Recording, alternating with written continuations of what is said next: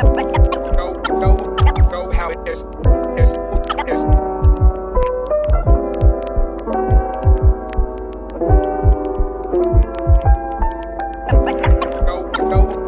how it is.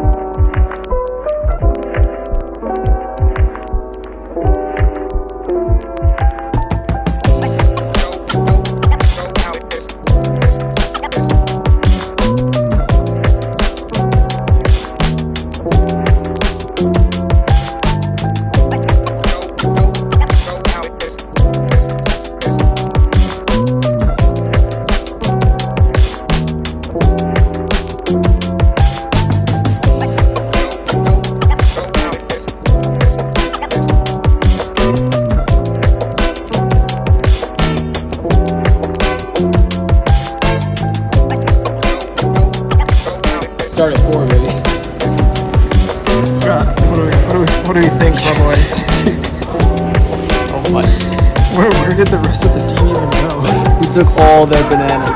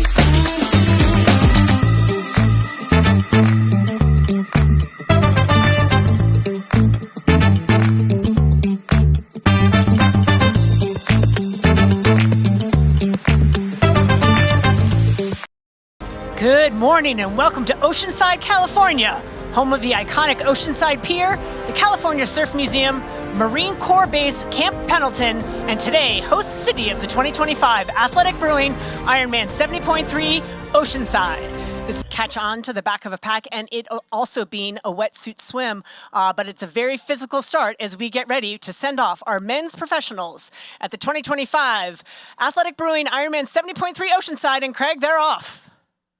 They're off, and that's what an amazing sight that is.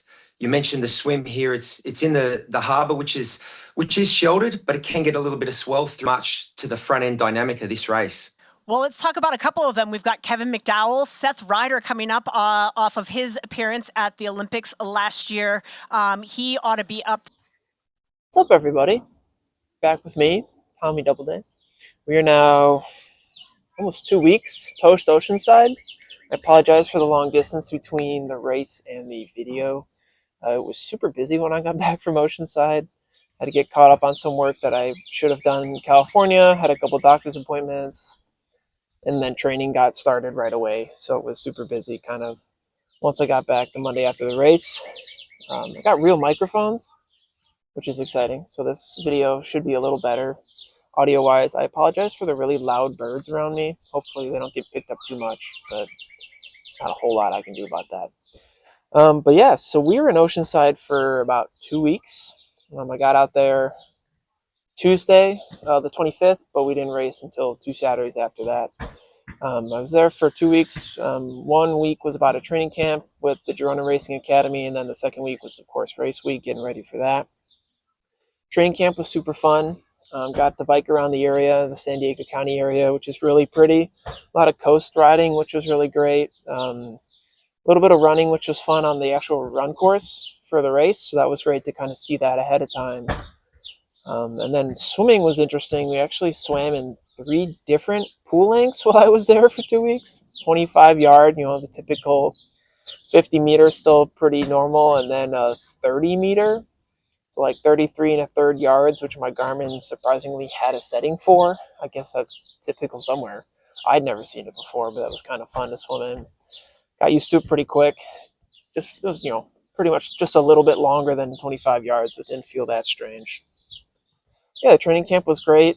About a full week training camp, and then the taper started. And I kind of showed you before this kind of the weeks leading up, the pro briefing, all that kind of stuff.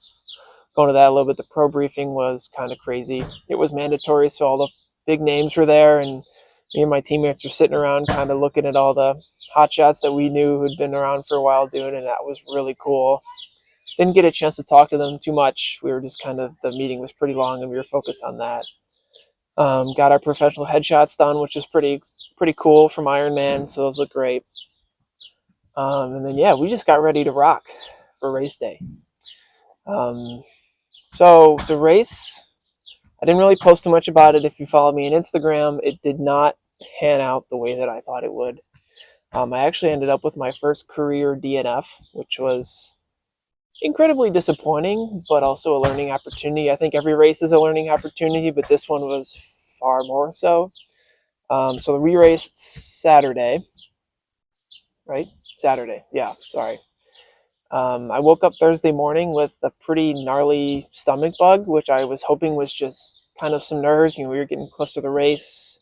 Stuff was starting to kind of come together, so I was hoping I was just nervous, and I kind of went through my typical Thursday and Friday, but the problem was that I found that I couldn't eat as well as I needed to, couldn't drink as much as I needed to, and just couldn't sleep as well as I really needed to.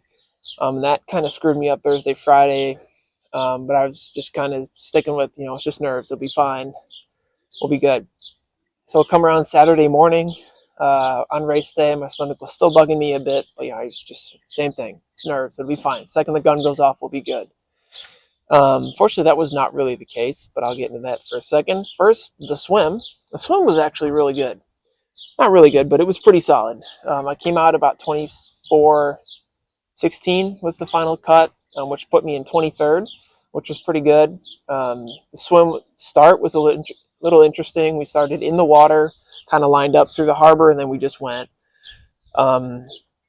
We were kind of on top of each other for the first probably 500 meters. It didn't really kind of pan out or spread out as much as I thought. The harbor was kind of narrow, so we were just kind of on top of each other the whole time.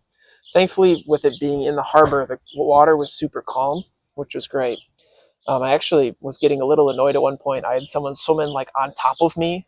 I was like, what is happening, bro? Get off of me. And then he kind of came up on my right, and I breathed, and I saw that's Christian Blumenfeld. You know what? It's fine. Just go ahead. It's cool. So yeah, we kind of hit the first turn buoy. And then coming back in, I was starting to lose the chase pack a little bit. I was kind of on the back end of it. I breathed, and Gustav Eden was right next to me, and I was like, I think we're good. I think I'll be okay. So I was able to kind of hold on to the tail end of the chase pack. I think Greg Harper came out of the swim in like a 22:30, so he was off the front. So the front pack was kind of a ways ahead by that point. But coming out in 23rd, only a minute 45 back from the front, was pretty exciting. I didn't have time to enjoy it then. I had to, of course, hustle through transition. My feet were killing me; they were frozen. The water was, I think they said 57 degrees Fahrenheit, and the air was only like 48, maybe 50 that morning. So my feet were just frozen. Pounding the cement was pretty hard with how cold my feet were. I didn't know if my ankles were going to hold up, but they were fine. Eventually got to my bike, popped the wetsuit off real quick, threw it in the bucket, got onto the bike. I spent some unnecessary time in transition putting my gloves on. I could actually hear my coach yelling at me through the fence. I thought he was going to hop the fence and kick my butt for taking so long. So we're not going to do that again. No gloves, because I ended up taking them off like 15 miles in because the sun came out and just heated everything right up. So, there's one lesson. No more gloves at Oceanside, at least if the temperature is similar next year. But yeah, so the first probably 20 miles of the bike were fine. I was feeling like pretty good. My stomach was still bugging me, and I was like, all right, this is going to be interesting, but I think we'll be okay. I was sitting around like 305 watts normalized power, which was about where I wanted to be. Heart rate was my high 160, 170, again, where I needed to be. So everything was where it needed to be, really. And I was like, all right, well, if we're able to hold this, then we'll be good. I was able to take in nutrition pretty well. My nutrition plan stayed the same. I was able to kind of take the gels and fluids that I needed when I needed them. But around like mile 35, I started to feel a little strange, a little off, started to kind of run out of energy. And like as the race went on, I saw my heart rate start to plummet and my power too. I wasn't really able to put out any power. Suddenly putting out 250 watts felt the same as trying to put out 300. And then it just kept going down and down. And by that point, like I knew something was really wrong. I'd felt tired in a race before. I'd bonked in workouts before, but I knew this was different. My body, like by mile 45 or so, was just completely empty. It just felt depleted. And I knew by that point, as much as I wanted to finish the race, I knew there was something wrong.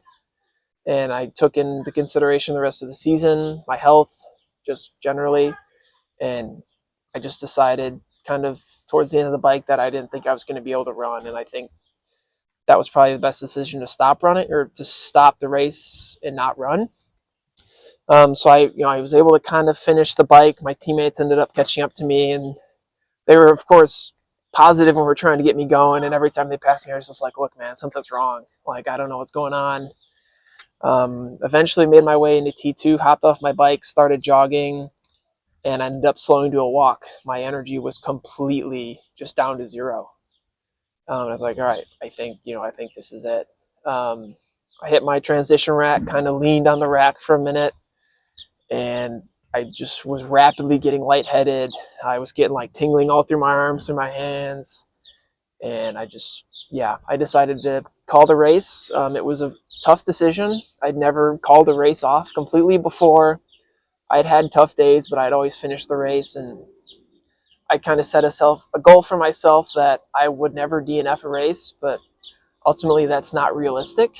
I've never DNF'd a race in 5 years, and that's, I think, a pretty good record. One every 5 years, I think, is pretty good. And ultimately, that's just not really a great goal because you can't control everything. I woke up Thursday morning with something that I had felt totally fine Wednesday, and all of a sudden I felt terrible, and it just kind of rocked me and completely drained my body. So it happens. You kind of learn from it, you move on. We're now less than 2 weeks out from my next race, which I'm feeling great about, feeling good physically, and that was kind of the goal. I was like, if I call Oceanside off, it lets me recover and then kind of focus on the next race.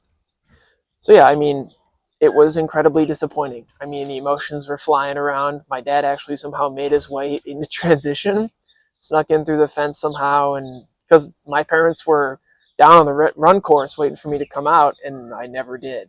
And they got worried, of course, and made their way to transition. My dad stuck through the fence and made his way and came and helped me. And yeah, it was emotional. You know, I'd put a lot into that race. I'd put a lot on the line. I was trying to represent everyone who supported me to this point and beyond, and I felt like I didn't really do that. I want to try and make everyone as proud as I can because they've put so much behind me, and I really felt like I hadn't delivered. And that was probably the most disappointing part. But at the same time, I knew if I stepped off this race course, I could make them more proud during the rest of the season. So that's the goal. Always is to make myself proud, of course, but the people around me who have supported me, and that will always continue to be the goal. But yeah, certainly not the pro debut that I was hoping for. That is incredibly disappointing, but the experience was still amazing. Getting to kind of see, with it being a pro series race, not just a regular pro race, it was just incredible. The atmosphere was unlike anything I'd ever really seen. It was so cool kind of being around the other pros and realizing, yeah, I got to race those guys. But at the same time, they're still people. They're still cool to hang around.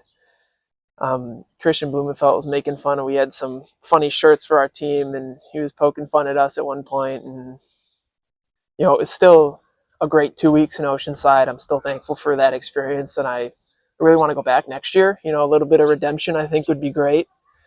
But yeah, it was, of course, the race itself was disappointing, but I learned a lot. Learned a lot about the limits of my body, when to call it off. I'd never really had to do that before. So now I know, you know, if something feels that wrong, then it's better to sacrifice the race and take care of my health than try and finish, because I knew that running a half marathon feeling that way would be more destructive than anything else. So yeah, that's a bit of the race recap for Oceanside.